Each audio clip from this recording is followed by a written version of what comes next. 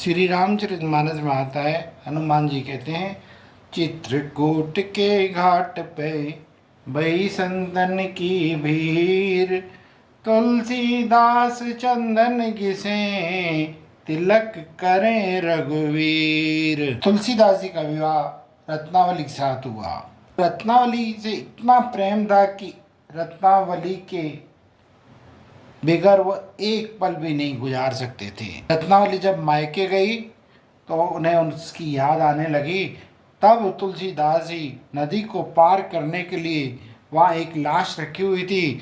उस लाश के ऊपर बैठकर उस नदी के तट के पार पहुँच गए। कमरे में जाने के लिए एक सांप वहाँ लटका हुआ था, जिसे तुलसीदास जी ने एक रस्सी समझकर उसको पकड़कर रत्नावली के कमरे में गए। रत्नावली ने देखा कि ये मेरे पति हैं, तो उन्हें बड़े जोर से धिक्कारा कि आप इस हाड़ मांस के शरीर से इतना प्रेम करते हैं। अगर थोड़ा सा भी भगवान से प्रेम कर लेते, इसका आधा और आधे से भी आधा, तो भवसागर से आप पार हो जाते हैं। वे ग्रस्त वेश को त्याग करके संगमपर प्रयागराज में और साधु वेश को धारण कर लेते हैं। एक प्रेत का उन्हें साथ मिलता है। प्रेत उन्हें हनुमान जी का रास्ता बताते हैं। हनुमान जी से उनकी मुलाकात होती है। हनुमान जी के चरणों में वे विनती करते हैं, मुझे अपने रघुनाथ जी के दर्शन करने हैं। हनुमान जी कहते हैं कि आपको भगवान के दर्शन होंगे।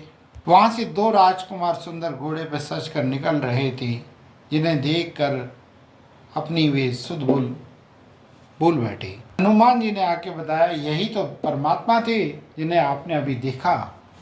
तो वे पश्चाताप करने लगे। फिर विनती की कि भगवान के दर्शन करने हैं।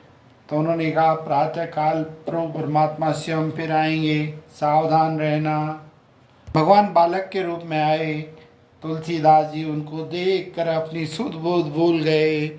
तब हनुमान जी तोते के रूप में बैठकर वहाँ पे कहते हैं, चित्रकूट के घाट पर भई संतन की भीड़, तुलसीदास चंदन घिसे तिलक करें रघुवीर।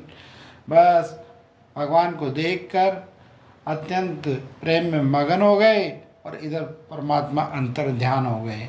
हनुमान जी की कृपा से रघुनाथ जी के दर्शन हुए और उनका जीवन सफल हो गया।